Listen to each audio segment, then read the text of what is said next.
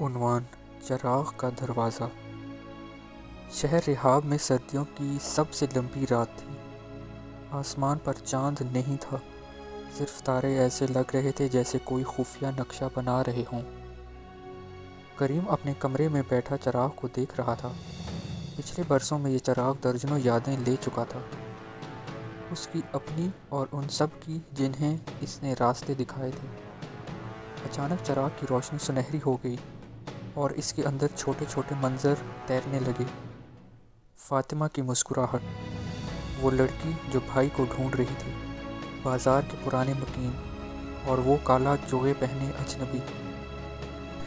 چراغ کی روشنی باہر پھیل کر فرش پر ایک بڑا گول دائرہ بنا رہی تھی۔ کریم سمجھ گیا، یہ وہی لمحہ ہے جس کا ذکر اجنبی نے کیا تھا۔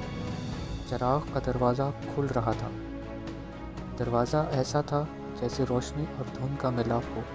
اندر سے کوئی آواز نہیں آ رہی تھی، مگر دل میں ایک کھچاؤ تھا، جیسے کوئی کہہ رہا ہو واپس آ جاؤ۔ کریم آگے بڑھا۔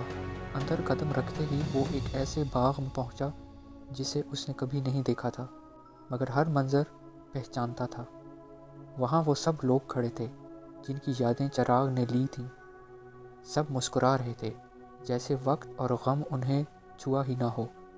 ایک درخت کے نیچے فاطمہ بیٹھی تھی۔ اس نے کہا، کریم، تم نے ہمیں یادوں میں قید نہیں رکھا، بلکہ ہماری محبت کو زندہ کیا۔ کریم کی آنکھوں میں آنسو آ گئے۔ وہ چاہتا تھا کہ یہیں رک جائے، مگر باغ کے کنارے پر کالا چوغا پہنے اجنبی کھڑا تھا۔ اس نے کہا، یاد رکھو، ہر شخص یہاں رہنا چاہے گا، مگر اگر تم رک گئے تو چراغ بجھ جائے گا اور پھر کسی کو راستہ نہیں ملے گا۔ کریم نے آخری بار اپنی بہن کو دیکھا اور آہستہ سے کہا، میں واپس آؤں گا جب سب کو راستہ مل جائے گا۔ اگلے لمحے وہ اپنے کمرے میں تھا۔ چراغ میز پر تھا، مگر اس کی روشنی پہلے سے زیادہ گہری اور پرسکون تھی۔